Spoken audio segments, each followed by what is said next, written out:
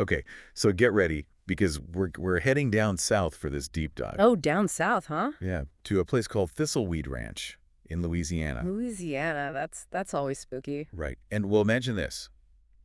You inherit this ranch. Okay. Okay.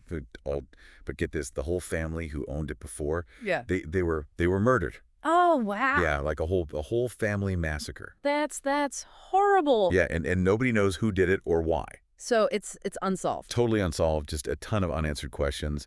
And, on top of that, the new owner starts experiencing all this weird stuff, like potentially paranormal activity. Oh, so it's like a haunted murder ranch. Pretty much, yeah. Yeah. And we get to experience all of this through his journal. His name's Richie. It's a first-hand account. Really intense. So we're dealing with a first-hand account, a potential haunting, aimed an unsolved murder. You got it. It's like a perfect storm of creepy. Wow. I'm intrigued already. So am I. Okay, so Richie, he's been adopted, right? And he's always wanted to find his biological family. And then, boom, out of the blue, he finds out he's inherited this ranch in Louisiana. So it's like a family connection, but a really messed up one. Exactly. But so Thistleweed Ranch, it's in pretty rough shape. Buildings are decaying. The whole place has this eerie atmosphere. So even without the murders and ghosts, it sounds like a creepy place. Oh, yeah. And there's one more thing. Okay. On the property, there's a saloon. A saloon on a farm. Yeah, kind of out of place, right? Yeah, a little. Well, this is where it gets really strange. The first night Richie's there, he sees a ghost in the saloon. Of course he does. Yeah, and it's not just, a shadowy figure or something. Richie says this ghost looks charred, like with fresh burns. Oh, that's pretty specific. Yeah, super creepy. And gets worse. The ghost starts throwing glasses at him. Throwing glasses. Wow, that's aggressive. So it's not just like a sad, lonely ghost. Not at all. Cool. Seems pretty pissed off, actually.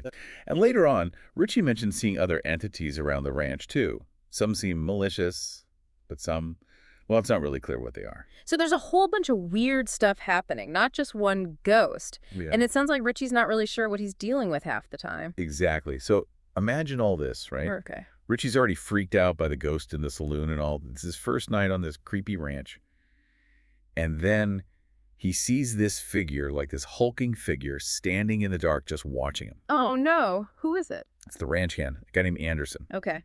But Anderson's not your average farmhand. Richie describes him as like really tall, almost 7 feet. Whoa! Yeah, and really dirty and kind of wild looking. Okay. He even has a pitchfork, which, in the dark, like... Yeah, not exactly comforting. Right. And Richie gets this feeling like Anderson is always watching him, judging him almost. That's so creepy. It's like beyond a normal kind of suspicion, Like there's something else going on. Yeah, it's a bad vibe, for sure. And their interactions are so strange, too. Like, Richie tries to make conversation, be friendly. But Anderson just gives these short, gruff answers. It's like talking to a brick wall. That makes the whole thing even more unsettling, like he's hiding something. Totally. And you know what else is weird? They have the same last name. Anderson and Richie's biological father. Whoa, wait, so they could be related? It's possible. Nah. Plus, Anderson's the only one who survived the massacre. What? Hold on. Okay, so there's a possible family connection. He's super creepy. He survived the massacre. Something's definitely up with this guy. Definitely. And then there's this one conversation they have out in the cattle field. That's where things get really weird. What happens? So Richie's trying to make small talk, just being polite. And Anderson's giving him nothing, just these one-word answers. And then, out of nowhere, Anderson says he doesn't need to be paid to work on the ranch. He doesn't need to be paid. Yeah. He says I work for free, for family. For family. Man, that is so chilling. Like, what does that even mean? Right. And Richie's totally creeped out. He's got this bad feeling about the whole thing. And then, as suddenly as he appeared, Anderson just takes off, like full-on sprints away. Sprints? What, like unnaturally fast? Yeah.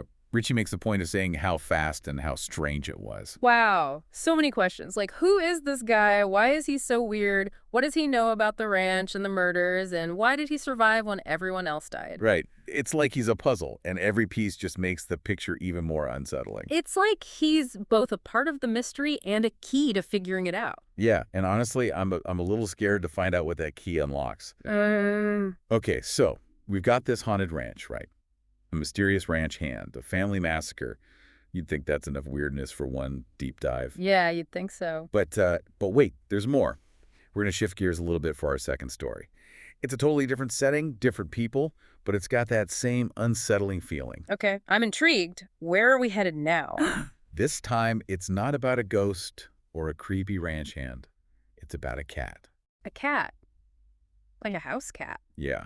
Well, not exactly a normal house cat. This one is described as like really huge and shaggy, almost like a wild animal. Okay, that's a little creepy. But how does a giant cat fit in with everything else we've been talking about? Well, it's all about the atmosphere, right? Yeah. Like at Thistleweed Ranch, there's that sense of something being off, something unsettling lurking beneath the surface. Yeah, definitely. And this cat, it's the same kind of thing. It's not just a pet. It's like this oppressive presence. People feel watched by it, and there are all these weird stories about it. I see. So it's more about the feeling the cat evokes rather than the cat itself. Like it's a symbol of something darker. Exactly. Like there's this underlying sense of dread, this feeling that something bad is going to happen. Makes sense. So what kind of weird stories are we talking about? Well, for starters, the woman who owns the cat, the narrator's aunt, she calls it her protector. Her protector. Yeah. She actually says the cat keeps things safe. Okay, now that is creepy. Like, what exactly is it protecting her from? Well, that's the thing. Nobody really knows. But there's this one incident. This is where it gets really disturbing. Okay, tell me. So the narrator, he's just a kid at this point, Mm-hmm. and he's playing in this ravine behind his aunt's house, Uh-huh.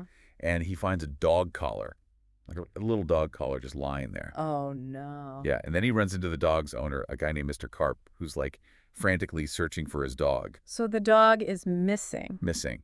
And well, right then, the cat shows up. Oh, man.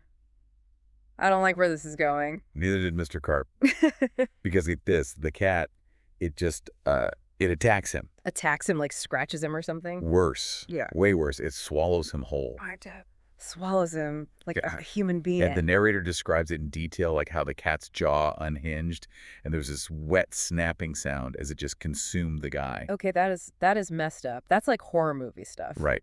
But it gets even creepier. After it finishes swallowing the guy, the cat starts purring, like it's totally content. Oh my God. That is so disturbing. Totally. Hmm. And so, like, what do you make of that? Is it just a really, really big hungry cat? I don't know. I mean, that's way beyond normal animal behavior, right? Swallowing a person whole and purring afterward, that's like something out of a nightmare. I know, right? And the story doesn't end there. Years later, the narrator is all grown up, and he sees the cat again. Wait, so the cat is still alive after all these years? Yep, and it looks exactly the same. But here's the thing. The town where he lives has changed.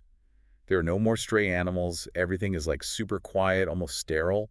It's like the cat has cleaned up the town. Yeah, that's the feeling you get. Like, it's gotten rid of anything he considered a nuisance. Wow, so this cat isn't just a monstrous predator, it's like a force of nature reshaping the entire town. And there's one more detail. This is the really chilling part. The cat leaves these gifts for the narrator, like little piles of stuff. Gifts. What kind of gifts? Things like wallets, purses, jewelry, stuff that you'd find on people. Oh my God. It's like trophies, evidence of its victims. Exactly. And the narrator, he knows what it means. He doesn't say it outright, but he understands that he has to, like, coexist with this thing, that there's some kind of unspoken agreement between them.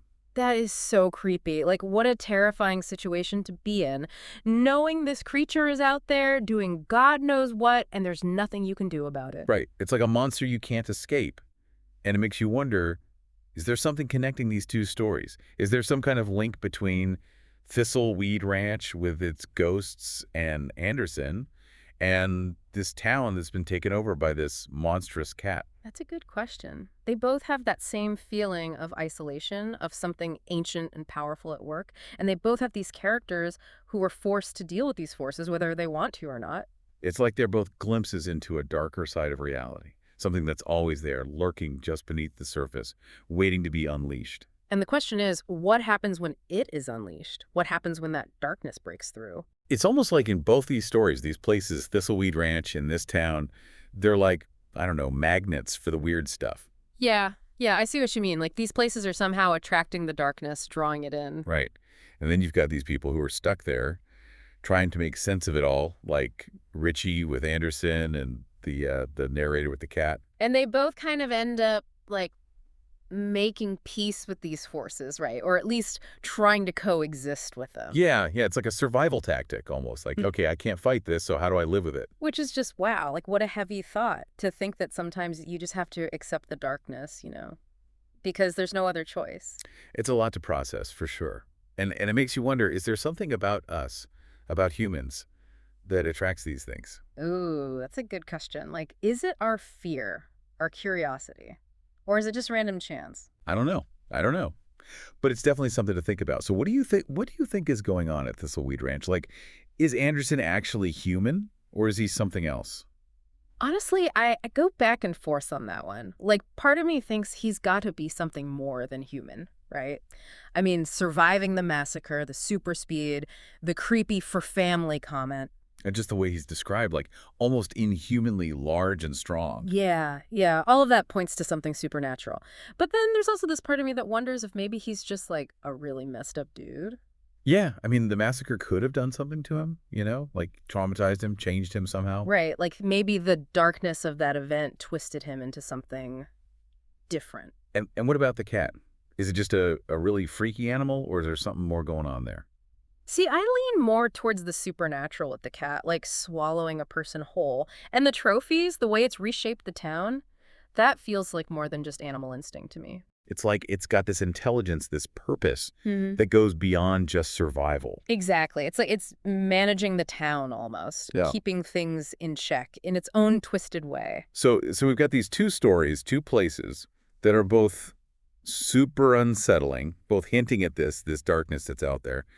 What does it all mean for us, for the listeners? I think the biggest takeaway is that the world is a lot weirder and scarier than we like to think. Like, there's stuff out there that we can't explain that we don't even want to think about. Yeah, yeah, and these stories, they kind of force us to confront that, don't they? Yeah. They make us think about the things that go bump in the night, the shadows in the corner of our eye. And they remind us that sometimes the best we can do is just try to coexist with the darkness. Because fighting it might be impossible. I think you're right. So on that note, let's wrap things up with a final thought for everyone listening out there. Yeah, let's do it. If you inherited Thistleweed Ranch, knowing everything we've talked about today, would you stay? Would you face the ghosts, try to figure out what Anderson is really all about?